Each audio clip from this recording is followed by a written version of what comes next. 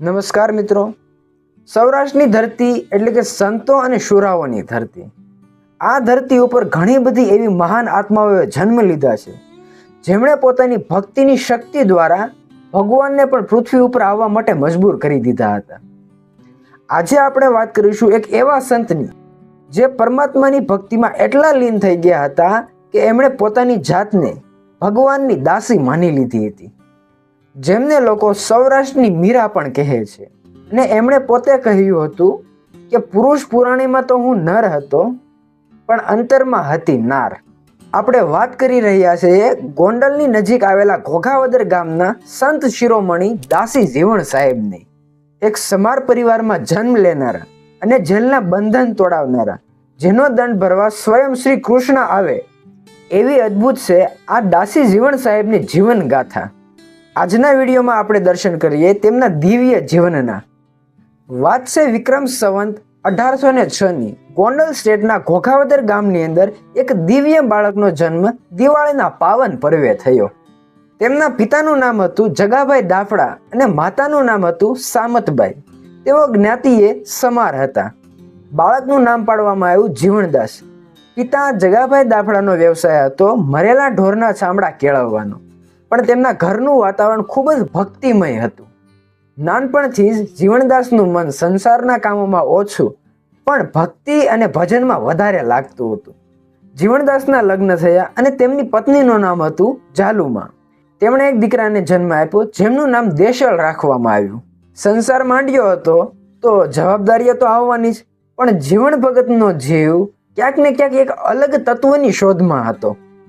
મિત્રો, કહેવાય છે ને કે ગુરુ વિના જ્ઞાન નહીં. જીવણદાસને પણ અંતરાત્મામાં ક્યાંક ખાલીપો મહેસૂસ થતો હતો, એટલે એમણે પણ એક ગુરુની શોધ આદરી. લોકવાયકા મુજબ સાચા ગુરુ મળતા પહેલા જીવણદાસે પણ 17 જેટલા ગુરુઓ બદલ્યા હતા, પણ એમની આત્માને ક્યાંય પણ શાંતિ ન મળી. ક્યાંક પાખણ દેખાયો તો ક્યાંક લોભ દેખાયો. છેવટે તેમની શોધ આમરણ મુકામે પૂરી થઈ. ત્યાં તેમને રવિ ભાણ સંપ્રદાયના સમર્થક સંત ભીમ સાહેબ સાથે ભેટો થયો. ભીમ સાહેબની આંખોમાં જોતા જ જીવણદાસને થયું કે અહીંયા જ મારો કિનારો છે. એક ખૂબ સુંદર પ્રસંગ છે મિત્રો. દીક્ષા લીધા પછી જીવણદાસનું મન ખૂબ જ ચંચળ હતું. એમણે ભીમ સાહેબને પત્ર લખ્યો. સેજે સાહેબાજી મારું મનડું ન માને, કહો ને ગુરુજી મારું મનડું માને મમતાળું. ત્યારે જવાબમાં સામે ભીમ સાહેબ પણ પત્ર લખે છે અને કહે છે કે જીવને જ્યાં રાખીએ ત્યાં વાગે અનહદ તુરા રે. બસ આ એક જ જવાબે જીવણદાસનો આખો દ્રષ્ટિકોણ બદલી નાખ્યો અને જીવણદાસે માન્યું કે પરમાત્મા એક જ પુરુષ છે, બાકી આ આખું જગત સ્ત્રી સમાન છે.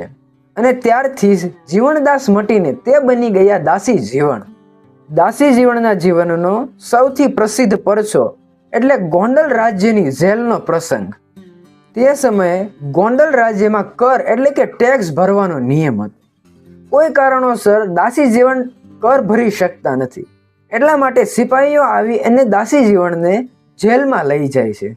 જેલમાં પણ દાસી જીવણ પોતાની ભક્તિ છોડે નહીં, એટલા માટે ત્યાં પણ એકતારો લઈ અને બેઠા બેઠા ભજન કરવા માંડ્યા.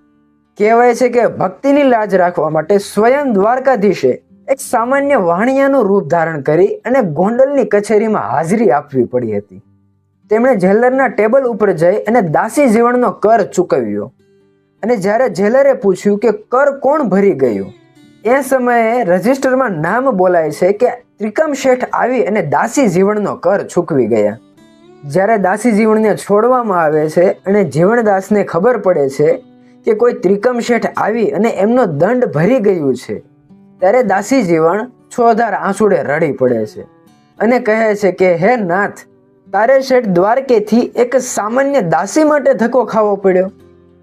આજે પણ ગોંડલ સ્ટેટના ઇતિહાસમાં આ ઘટના સુવર્ણ અક્ષરે લખાયેલી છે. દાસી જીવણ સાહેબની વાત થતી હોય અને એમના ભજનની વાત ન થાય તો કેમ ચાલે? તેમનું સાહિત્ય એટલે કે આધ્યાત્મનો પૂરેપૂરો નિચોડ. કહેવાય છે કે તેમનું એક ભજન આજે ગુજરાતના કંઠે વસી ગયું છે, દેખિંદા આ દલમાં કોઈ. આ ભજનનો અર્થ ખૂબ જ ઊંડો થાય છે. દાસી જીવણ સાહેબ કહે છે કે દેખિંદા આ દલમાં કોઈ પરખંદા આ દલમાં કોઈ. આ ભજનમાં તેઓ કહે છે કે પરમાત્માને આપણે બહારે શોધવાની જરૂર નથી. દેખીતા એટલે કે જે દેખીતો, જે જાગૃત પુરુષ હશે એ પરમાત્માને પોતાના દલ એટલે કે પોતાના હૃદયમાં જ શોધી લેશે. જણનણ જણનણ ઝાલરી વાગે. આ ભજનમાં તેઓ અનહદ નાદની વાત કરે છે.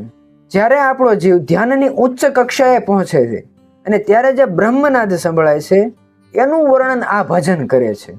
દાસી જીવનના ભજનો માત્ર ગીત નથી પણ યોગ સાધનાના માર્ગદર્શક છે. આમ ભક્તિના રંગમાં રંગાયેલા દાસી જીવન સાહેબે આજીવન સમાજની અંદર રહેલા ઊંચ નીચના ભેદને મટાડ્યો અને કહે છે કે ભક્તિમાં કોઈ નાત જાત હોતી નથી.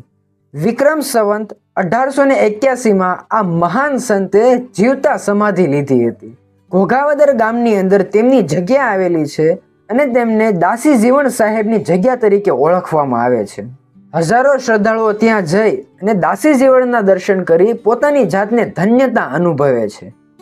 રવિ ભાણ સંપ્રદાયના આ તેજસ્વી તારલાનો પ્રકાશ આજે પણ તેમના ભજનો દ્વારા આપણા સૌના હૃદયમાં ઝળહળી રહ્યો છે.